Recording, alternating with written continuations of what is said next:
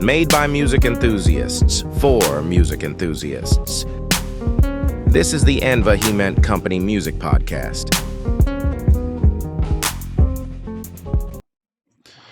Welcome to the Mixdown, where we have a just raw, unfiltered, unscripted conversation, which one subject, one topic may segue into another. Today, unfortunately, it won't be that because we are talking about the latest, the hottest drop on Wax or whatever you want to say, Devin Morrison's new album, Sakura. Oh my God, what a piece of work! What a masterpiece! Like, come on now. What are we talking about? This, cold-blooded. Jesus Christ. And there's so much that we can go into that we can talk about concerning this album. But I'm gonna go ahead and hold my horses. Anybody else want to start this? Because I can go off like a faucet. Seriously. I think me and KP gonna let you just go ahead and go off. We can just interject because it's cold-blooded. No, that ain't gonna be that, nigga, because I got a lot to say. Ain't gonna be no I'm gonna let y'all get y'all's rocks off because this is No, for real. This would have been my most played album since it dropped. So a year for me, and I don't care what nobody. So much so I have so many thoughts, so much to say. Just Jesus. Yeah, it's just right. It's just like a lot to get into. Well, I'll say this for me. I mean, as patented as Devin Morrison's sound is, I think he definitely branched out and took influences from other artists and other producers. He took more of a mainstream approach to this album, if you two would agree with that. Mm-hmm. Absolutely. Oh yeah. So I'll say this. The one song that did kind of, throw me off a little bit, it was the song, Oh, She So, because when the lyrics started off with him talking about how good church service was, it went from that to go getting lunch to literally oral sex. To eating ass, nigga. So I want to put you in my mouth and I want to taste you and all that. I'm like, of course whoa. It was giving all that it was supposed to give. Yeah. Like, I love that about this album, how he really circled the block with a lot of the features that he had, like King, Joyce Rice. Like, it was really cool to see that. It felt really comfortable, really, you know what I'm saying? Like, it was recognizable because it was literally like a book, a page flipped in a book, because he brought them both back and it was like super duper dope. I love that about it. Oh yeah. I love the fact that, and this is a good segue because it's the first track, but I just love the fact that the feeling I got when I heard Fear Heights. I mean, it was almost like a what do we call it in church? I'm not trying to get too churchy, but no, it's a worship song. That's what I said. It was literally worship. It was literally not being blasphemous, but it was literally like it was a spiritual feeling, like you felt it. But all things generate from gospel music anyway, so of course it really did, especially that last minute, right? Yes, where it's just him. And first of all, let's talk about the lyricism in this. Like, I was reading through these lyrics, like it was pure poetry, like almost every song, but Fear of Heights specifically. You don't really get to hear too many songs with that amount of vulnerability from a man, right? That song was literally full of vulnerability and just about a man being scared. But the line for me was, the coward come outside. What do you mean? Can the coward come outside? Like, that is a fucking line. It's a bar. It's deep. That is a bar. Like, it was a bar. Like, the whole song. And shout out to Jay on production. Jay Heath, I believe, on production. That nigga produced the hell out of that. And speaking of production, of course, Cube executive produced the entire album with Devin. Shout out to Cube. They are like Missy and Timbaland. Cube and Devin are just like on some like Rick They're like Rubin peanut butter and Russell jelly Simmons vibes right now. It's just like I mean, they are just the perfect pairing. Perfect pairing. Like the white alter ego of Devin Morrison is Cube, literally. Like if Devin Morrison was a white boy that had long hair and looked grunge and rough and just eclectic, like that's Cube. Like It's I mean Sure. the chemistry is so right. And I will say that out of that first track, when I first turned it on last weekend and just went through the album, that like Fear of Heights, the feeling I got was literally the same feeling I got on Bussin' with It's Time. When when I was at my homie's house and he got me hip to Devin Morrison for the very first time, and I want to say it was 2019, and he was like, "Man, you got to hear this." Before anybody knew who he was, you got to hear this album, Marlo. My cousin got me hip to this dude, and he put that track on for the first time. The same feeling that I was at his house in his living room is the same feeling I had in my car last weekend when from track one. I was like, "Whoa!" I said, "What are we doing right now, bro?"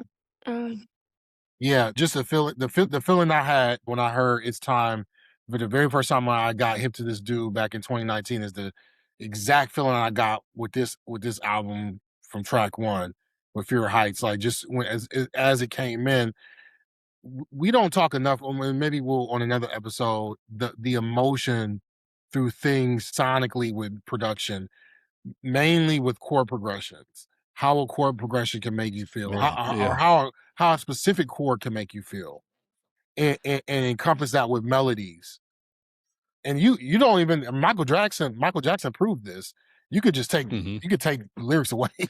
It's the melodies and them chord progressions. And you could say goo goo gaga, and that could be the exactly. You know what I'm saying? Because me and a minor chord are like this, huh? That's where you get I'm that. minor chords all the way, baby. Listen, you want to tear screaming down my face? Like, whoo. Play some minor chords, and I'm out of here, huh? I tell you what, man. I said, like when that first hit my speakers in my car, I said, man, this is definitely gonna be a good album. I've been listening to Fear Heights all day today. I mean, the whole album, and it's just it's like, I don't know. It's something. I mean, it's what you expect from Devin in the sense of like Fear of Heights. You have Fear of Heights, but then you have Oshi So, and you have, I mean, all of them sound different. Like none of them sound the same, which I feel like is true to who he is, like what you would expect from Devin. Like you don't know what you're gonna get. You don't know what you're gonna get. You don't know. Katsuya, like, I mean, what? Like, what? Like, Katsuya is so different from Zodiac Sign, which is so different from Fear Heights, which is so different from Oshi So, Jaguar, More Love. Like the great thing about this KP about this album is his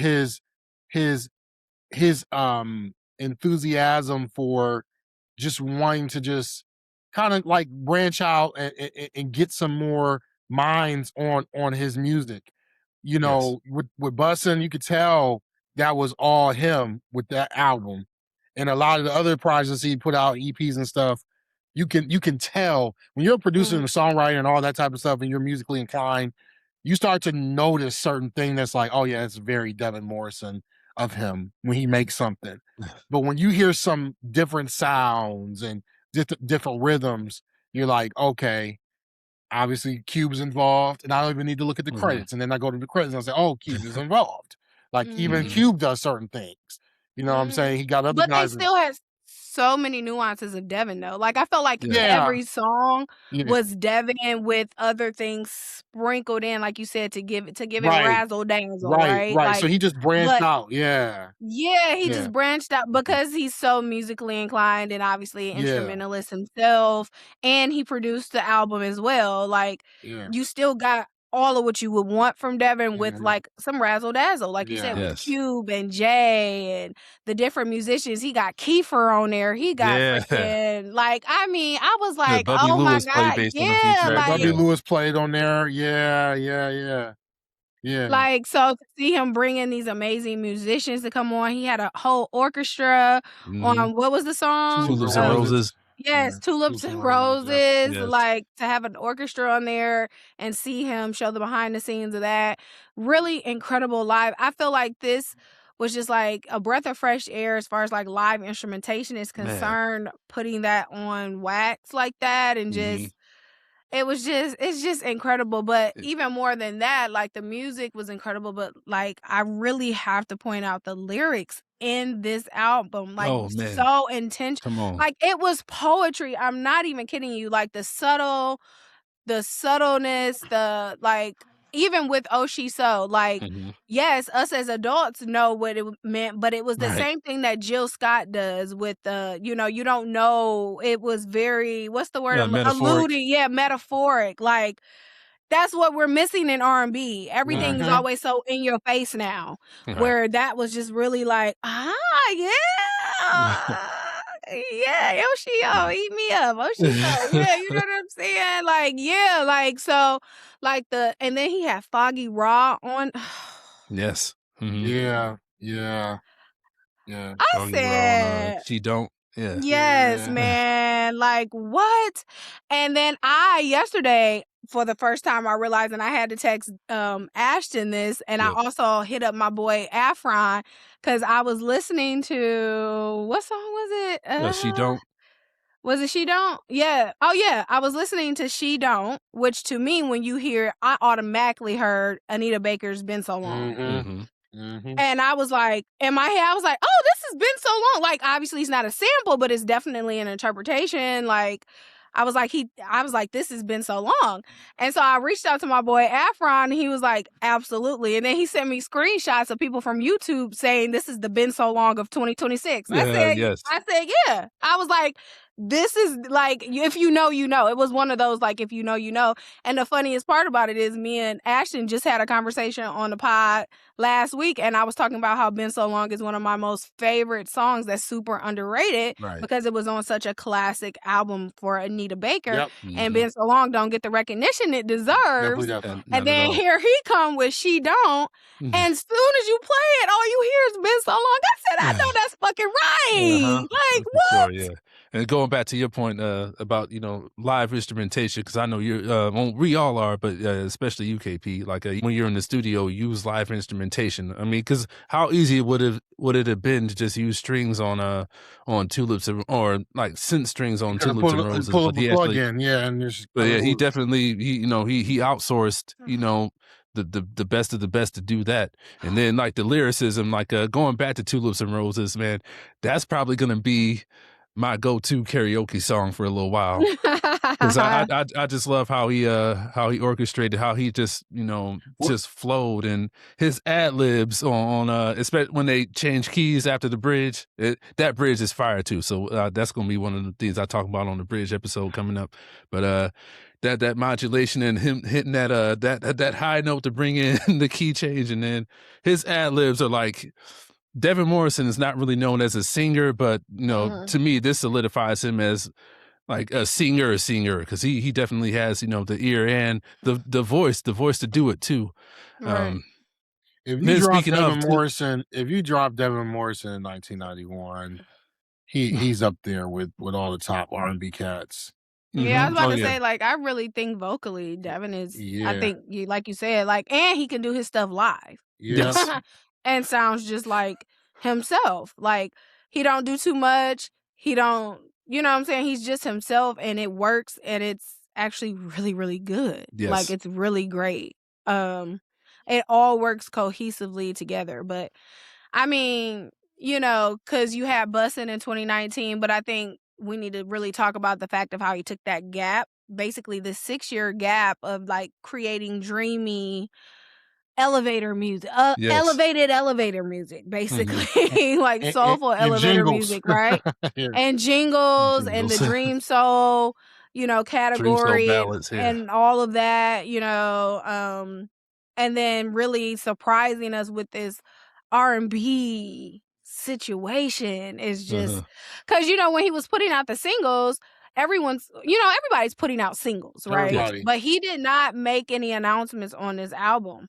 Nope. Like, we didn't know that an album was coming until it came. He pulled a Michael Jackson. He really did. No like press, no one knew. Nobody no interviews, knew. Like in the Michael movie.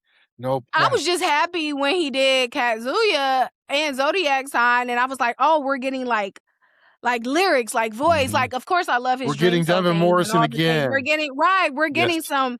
I was like, and Cube was on there too, and I was just like, we ain't had nothing really since PBJ and Yams and whatever. And so I was just really excited. I wasn't even thinking about an album, and then the nigga just popped out with this like amazing. Freaking piece of art, and like, oh my gosh. And it was like you said, Marlo, just so many different. And Ashton, I don't know if it was you or Marlo that said like just the different what was y'all talking about, like R&B styles though, like, you know, like when we talk about Jaguar, which is another incredible song with more incredible lyrics, but also the fact to me that when I hear that song, it literally takes me back to like Donnell Jones. That's what it sounds like to me. Like, you know, I mean, would y'all agree? Like, as soon as I heard, I was like, oh man, this reminds me of like a Donnell Jones record or something, like back in, you know, I just got transported. I was like, oh my gosh. So with still the nuances of Devin, but like, it was like he was paying homage to like these great times in music and R&B. The way he did Purple Abyss, clearly the Prince inspiration and the tastefulness of that was to me was so amazing. It was like a tribute. It was like a tribute. Sonically, it was a tribute to me. But it was a Devin Morrison way of doing it, and a Devin Morrison version of doing it. Like the contrast was amazing. The way he did My Love with We Are King, and the fact that he did the Shorty Swing My Way type of rhythm. When that came in, I was like, okay, we're trying to really get creative right now. I said, man, I love this. I mean, and you got King on there. You already know it was gonna be something like that. Like, I feel like King and Devin are like two in the same. Oh yeah. You know, with the way that they think, kind of like musically, like Paris is crazy, and then you got Amber on vocals, and just Yeah, I love the that vamp with all those key changes, man. Like, you love a key change. But then the thing that was striking me was Devin Morrison's harmonies on that vamp. Just the parts that he was adding to that. I'm like, man, this is I mean, his ear is ridiculous. We all know this, but the way he sang and the way he orchestrated that whole thing. I think no, I guess from here we can talk about our top 3 tracks and, you know, give a short analysis on them. For me personally, the song Let It Happen with Suman, I want to say. I love that chorus, you know, the changes. Oh, let it happen. Oh, let it happen. I absolutely love that you know, that change, you know, that kind of chord progression, you know, minor to major. That's killing. Then Zodiac Sign, how he during the rap verse changing keys or modulated to something else. I'm like, bro, that is intelligent. Like nobody who thinks to do that during a rap verse. You go from one key to another. Like only Devin Morrison, Devin, the genius. Devin. What is it? Tulips and Roses, which we already talked about. I know for me, if you didn't know any better, you would have thought that was a Silk Sonic kind of vibe, like a Bruno Mars, and then like with the whole almost kind of like Leave the Door Open, almost. No, not really the same, like but definitely that. I love, it's definitely in that lane. Jaguar, like I personally, I'm not much of a singer. We all know this, but I personally want to link with a guitar player and sing that song live somewhere. A Jaguar for the weekend. Oh Lord, that is my cut, boy. Shoot, and you want a body roll, bro. That's in my top 3. So and then Fallen Soldier and like Ray Khalil. You know, I'm already a Ray Khalil fan, so I'm so glad she's featured on this album. And but that's kind of like if Wu-Tang was kind of, you know, it sounds like a Wu-Tang track almost with that sample of you know, that warp typed piano in there, which I love. Man, I mean, it's really kind of hard to narrow it down to my favorite songs because it's literally a no skips from start to finish. But those are some of my favorites. So what about y'all? Yeah, I mean, like I feel like we've talked about like all the tracks and kind of like love them all. But like for me, obviously, Fear of Heights, the lyricism, we've talked about that, the actual instrumentation on the record, but the vulnerability I think is my favorite on that song. That a lot of men I feel like can relate to, because it's just, relate to but never say out loud. I feel like he's saying out loud the things that men think but don't say. And so I love Fear of Heights. Obviously, I love She Don't. First of all, like I said, I'm a huge Anita Baker fan, and when I first heard it, Been So Long was just, I heard the shades of Anita all over it, and I was just like, oh my God. So I don't know if it was intentional, probably was, knowing Devin, but that's immediately where my mind went. And then Foggy, Ross, like he's just incredible anyway, because he's like a poet rapper, right? Like he's a poet first, I believe, and so, like, being able to match the lyricism of Devin's writing in a way that is just, oh my gosh, it's really masterful, honestly. On top of the fact that yeah, like, I just feel like, obviously, the instrumentation again on there is just like, I feel like, the instrumentation on every song Oh, yeah.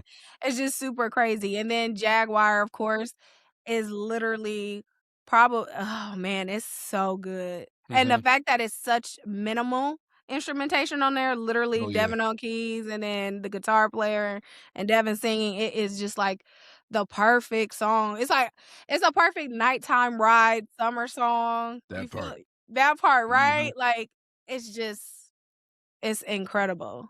Like you said, we're gonna sing that at karaoke when we go. They're gonna be like, play who? Everybody be like, who's this? Just listen, sit down and be quiet. Right. So yeah, for me, those would definitely be my top 3 tracks, although I'm in love with the entire album. Yes. Big Mar? Yeah, Fear Heights out the gate, the feeling and emotion and the vibe that brings to set the tone for the whole album. I mean, that's always I already got it on my R&B good R&B vibes playlist that I have where I update it weekly. I got probably like 4 tracks. Shameless plug. Yeah. So Spotify is public. I only got 7 saves, but only 7 people love them. 6 of the people I don't know. So I'm just saying they found good R&B vibes, and I don't promote it. I don't have no curator program or anything like that. I don't promote nothing. It's strictly for me to keep up as a producer with what's hot in soul music, so I can be inspired to not make 80s tracks all the time. Anyway, because I'm a Jam and Lewis fan. So Fear Heights out the gate. I mean, man. Of course we talked about Oshi Soul. Yep, that that vibe. Zodiac Sign. I mean, man. Just classic Devin Morrison, man. It's just, My Love. I know you said 3, but I just said a minute ago how they put the Shorty Swing My Way vibes on such a melodic, smooth, vibe with We Are King, and then like I said also with Purple Abyss was a great way to kind of have a tasteful tribute to like the Prince vibe. Prince elements. Yeah, I was gonna say it. Like it's Prince. It's Prince elements plus Devin Morrison's, writing and production mind. And when you put that together, you got Purple Biz. So it wasn't a thing where it was like, I'm trying to sound like Prince. It was just like, let me just give you sonically some Prince inspiration, but I'm still going to be Devin Morrison. Perfect. I mean, like, dang, it's great. So, I would say that's like some ones that, that just, strike out to me. There's others, but KP already said most of them. So, y'all said most of them. So, yeah, we all did. I want Devin Morrison to be considered for R&B album of the year, man. Like, I really, man. I hope and I pray that the committee, and the Academy comes across this album, it gets to them and they listen to it and review it and they said, he has to be nominated this year. Even if it's just a nomination, because we just hope they do right by this one. It's well deserved. So far, and I would say probably you're going to have to come strong when it comes to an R&B album of the year in 2026. But this is it's already ahead in the marathon. Light years. I don't know if anybody's catching up. I don't. I mean, I don't. It's Probably not. so There's top so R&B artists right now and pop artists that came out with albums just the past couple months. There's nowhere near this masterpiece. Not at all. We've already had that conversation. Oh, yeah, you already had that conversation. You know where I'm going with it. 27 songs of trash. 27 songs of just. And then Devin's record is 15 songs, 59 minutes. 15 songs. And 59 minutes full of. You could argue almost every song on this album. You basically this album is basically not really a skip album at all. It's not. It's not. It's not. Mm-hmm. It's you not. can play the whole thing straight you can just through. play it straight through. Mean, you don't get bored. You get ballads, you get mid-tempo records, groove, heavy records, on top of the fact that if you just want to listen, if you're one who is very intentional about lyrics, you're getting the lyricism. The songwriting deserves its own conversation. Oh, the songwriting on this album was fucking genius. You got vulnerability. You got some K-pop elements. Yeah, you got a true love song like what Asher said with Tulips and Roses. You got a freaky song on here. You know, you leave church and go get freaky. I mean, what are we? He ain't doing nothing. But you literally get some worship on there because Fear of Heights.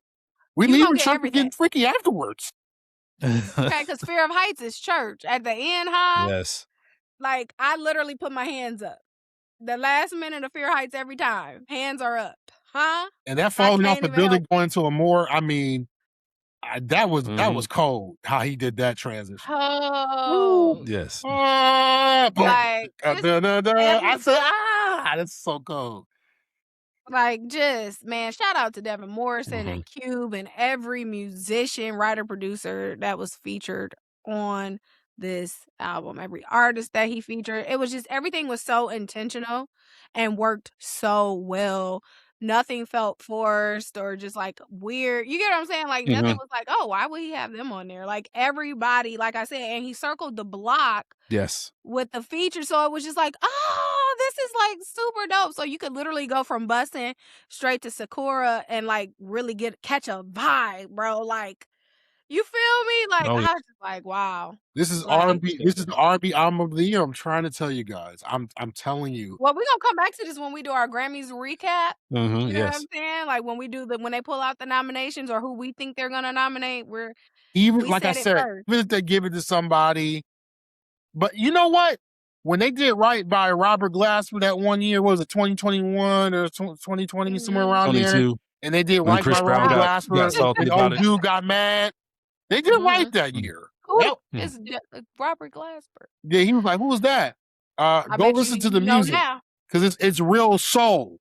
And so he went back and listened to the album and he DM'd Robert Glasper talking about, man, you're amazing. This is cool. I don't think he responded, but he did. He did. Robert, he a little Robert sometimes. Yeah. Robert made shirts and everything. He had whole merchandise off of it. So KB, I hope they do right. I hope the Academy does right. Listen, we gotta get back to the days of praising artists for their body of work and their blood, sweat, and tears being honored properly. You know, we gotta get off of this naming thing. I'm not gonna bet my left pinky on it. Like at this point in music, like you kind of know, like these kind of artists don't get the recognition they deserve, and that's just how it goes. I was literally reading some threads, and they were talking about the BET Awards, which I didn't even want to watch, and I didn't. But also, they put R&B and pop together, and so of course, Kehlani won that album and against Jill Scott, and so there was like a lot of talk against that. Even though I don't think Jill gives two left feet about that BET Award. It just doesn't make sense. Why is BET doing that? Why are you putting pop R&B? Why are you putting R&B with pop? And so obviously Kehlani had one of the biggest albums of the year, won Grammys, and you know that was well deserved for her. No one was shaded, but there were still, the point that I'm making is there were people on that thread who didn't even know Jill Scott came out with a new album. You feel me? So you have those kind of listeners who are radio only listeners and will never get to that, and non-musically inclined people, yes, who are in charge of all this.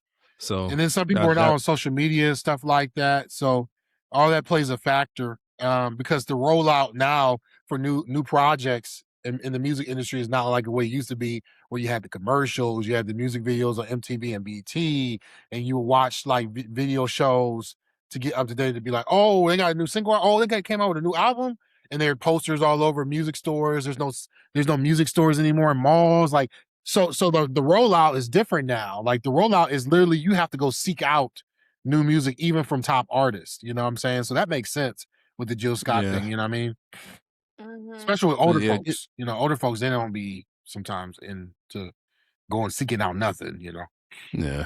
Right, but I mean, she's on the radio though, so I just feel like people who they be like, oh, she ain't been out in a long time. And she's like, you're not paying attention. Like, I just feel like if you don't know that Jill Scott has come out with a new album, then you're just really not musical, in my opinion. And that's just my honest to God truth. Because how could you not know that Jill hasn't come out with an album? Come on now. She's on the radio. She's not an underground artist. She's a mainstream soul artist. And so when people were, I mean, it was a lot of people saying that. So that's what I say that to say, like, Devin, thank God he's not doing it for the notoriety, because more than likely he's not gonna get it. I hate it. You're not telling lies. You're not telling lies. I know.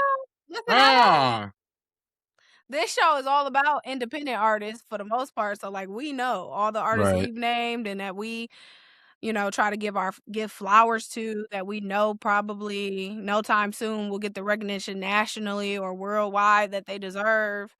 It's highly unfortunate. You know what I mean? Yeah. Getting back to the album, I'll say this: I wasn't disappointed, but I was kind of hoping that the songs "Cinema" and "Pump the Blood" were going to be on the album. I mean, because like, I mean, when those songs came out, I had those on heavy rotation for forever. I mean, it doesn't take away the fact that this album is absolutely killer, but just for those to be in the song lineup, in the track listing, you know, coming off of like a Jaguar or Tulips and Roses, like to go from that to Cinema or Pump the Blood, I think you know, how the album flowed, I would have loved it, but I mean, still, with or without those songs, it's still a killer album. You know, I just thought about that. I was like, when the first time I was listening to it and I didn't hear those tracks, I'm like, wait a minute. But I mean, either way, I still enjoyed the album. That was just a thought that came to my head the first time I listened to it. So you think he was taking an intentional approach to having a set 15 tracks and say, you know, I don't want to turn into CB with the 30 tracks album. And exactly what I was saying. And you know what? I mean, knowing him, I would not be surprised in the next couple months if he does a deluxe and adds those songs. If you have not heard Sakura by Devin Morrison, you are missing out. Go ahead, treat yourself, get into all the feels, put everybody you know on this album. Like, we actually need to spread the word and make sure this gets the Grammy nod that it deserves. Because, like, come on, y'all. R&B album of the year. R&B album of the year. We're telling you now. We'll be the first to say it. I'm not gonna let it go. Don't let it go. Absolutely. I mean, and it was the perfect drop, perfect time. It's the perfect summer album, literally. Like, it's just everything was, you could just tell everything about this album was super intentional. God only knows how long he'd been working on it. Like I said, this was a surprise drop for all of us. Nobody was expecting this, and to come out the way he did was just incredible. It was one of the best rollouts, honestly. Yeah, it was one of the best rollouts of the year, to be honest. Just super fire, man. Shout out to all the amazing people that worked on that album with him. Just incredible, y'all. And Fair Heights. Yeah. Go get saved, Deke. If you're a true fan of Devin Morrison, you can tell he releases at the right time. You can tell he's sat on songs and just wanted to make sure he retooled some things and he does not let anybody rush him. That's for sure. No, like he puts out what he wants, when he wants, how he wants, and that's just that. Because we've been wanting an R&B album since Bussin'. Yes.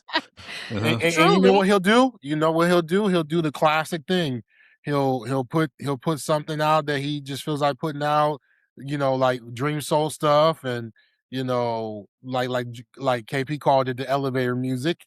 Or he'll just get on a bunch of features and produce other artists and just keep doing his thing until he feels like it's time for him to get the attention or the recognition again for his artistry. You know what I'm saying? And for sure, yeah. You know, I think he does what artists should do. He makes the art for himself first.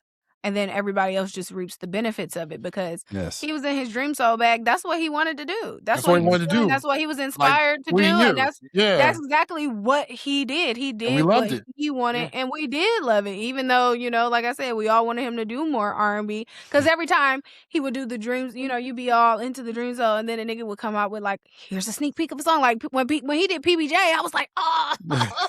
It was just like he gets you all hyped up, like, oh my God. And then here comes another instrumental that's amazing, but it's just like, oh, no R&B album, you know. Yeah. But, you know, Devin's one of those artists where you're just not going to peer pressure him into doing what you want him to do or what he thinks everyone else wants. He's doing what he wants to do and putting out the art that's true to himself, and we are reaping the benefits of the art that he creates, and I love that about Devin. He's not concerned from what I see about what anybody else is doing or has going on.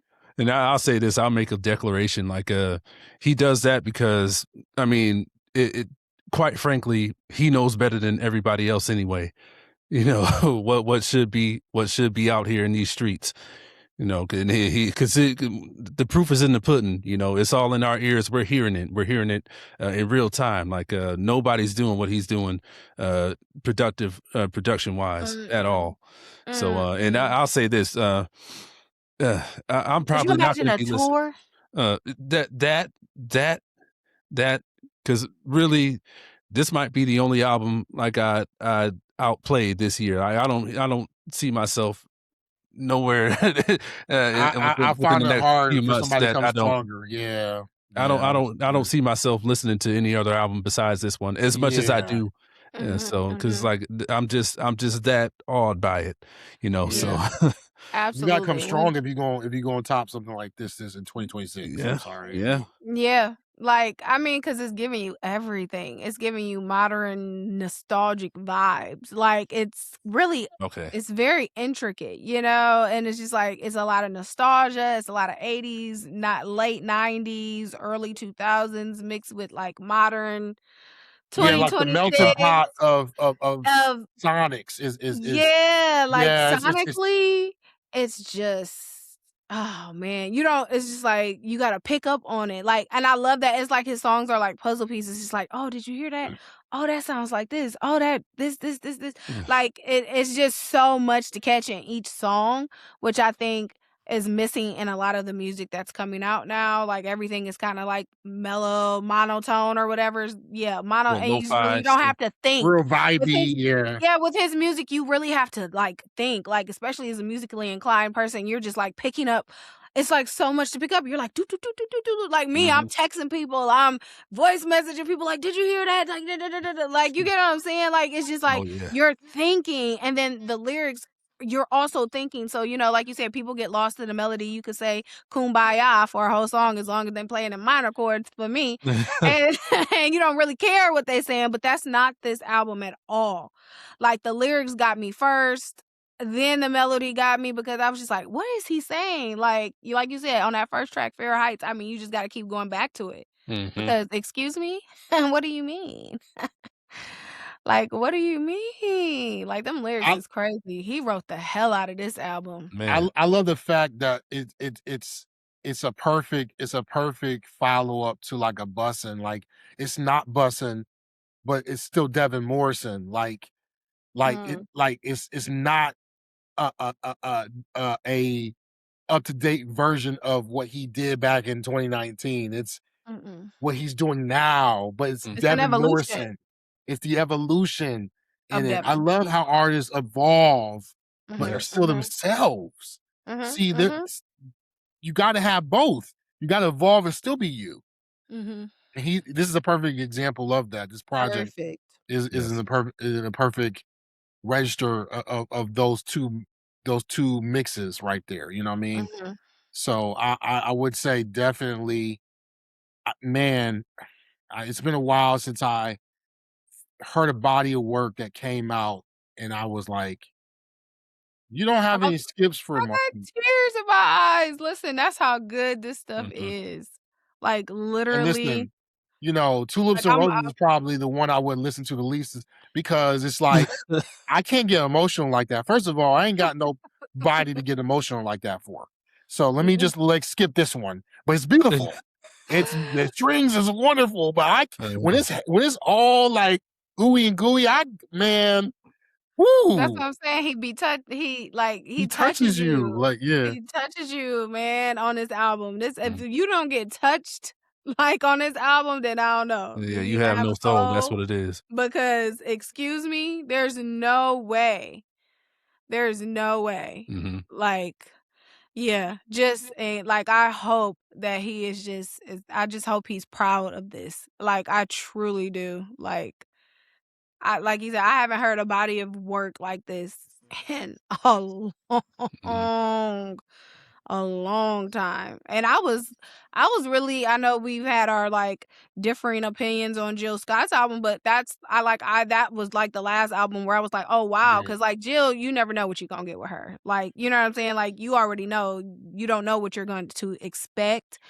And so just for her coming out 10 years and doing kind of the same thing or whatever, it was just like, wow, like, okay, and then Devin, but yeah. If you got Tommy in schedule, Devin, we can have a special episode where you do a breakdown of each song, track by track. Man, I wish, man. We would love to have you, brother. If you get a hold of this, he be over in Korea doing his own thing. Yeah, he do. He don't be concerned with us, like, but he don't want to talk to us. Oh man, but man, shout out to Devin Morrison on one of the greatest albums of this year so far. All time, I'll say. Oh, see, all time. You heard it here first. Yeah, you heard it here first. So fire, man. So fire. And when he goes on tour, we all got to go together. Okay? Yes. Oh yeah. Sure. We all got to be in the building because I can only imagine the instrumentation, the musicality of it. I really hope he goes on a full tour. That would just be so insane. Like, because you already know the vibes that it's going to get. Like, a tour he's not going to pay musicians to do the show live and play it over the speakers. The question is him not going on tour. The question is where he would be touring. Because, Devin Morrison is the type of dude that will tour all of Asia. And that'll be his tour. Right. And then we got to go get flew out overseas. You know what I'm saying? That's what I said. That nigga do not be fucking with us, which I understand. If I could be. I'll request a one night only in like New York or LA. Like that's good enough for me. I'll buy the ticket and go. Fly out. Yeah. Yeah, fly out for sure. Same. Well, when he do announce it, we all gonna have to buy the tickets at the same time because we going together. Yes, for sure. But yeah, this was great. Love this conversation. Shout out to Devin, one of our favorites. We are Devin Morrison stands on this podcast, so I don't know what to tell you. Like, and so and y'all seeing this. Actually, go listen to the album if you haven't. Yeah. Like, don't just hear us yap about it. Like, we're telling you, it's gonna bless your soul. It's gonna bless your soul. It's gonna encourage you. It's gonna uplift you. It's gonna make you feel good. It's gonna make you appreciate good artistry and good music, and good music creative that still exists. It's gonna inspire you. It's inspiring me. Shoot, there's some. Watch out now. Oh, glory. Jesus. Y'all look crazy. Booyah. Yeah. Should have bought a Honda. Listen, I'm trying to tell y'all. From the first feel that thing, Marlo. Come on, somebody come on, Deke. Yes. Like y'all. Check this. While Marlo is getting what he needs, and KP as well. This has been another Mixdown of the Vehement Company Music Podcast, the show made by music enthusiasts for music enthusiasts. That's right. Devin Morrison, we love you. Thank you so much for this project. We are out of here. Peace.